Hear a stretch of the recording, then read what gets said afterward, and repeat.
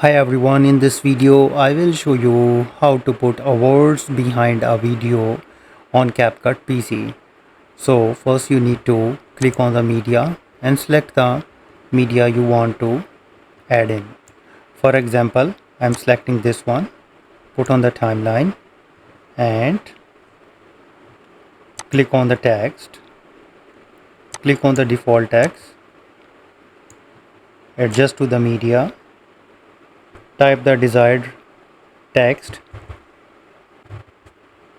adjust the font size, make it bold.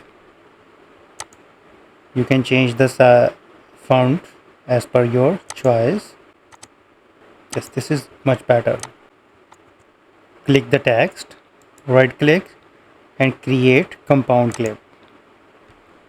Click on the media, press the Alt key and create a duplicate copy and put on the top layer.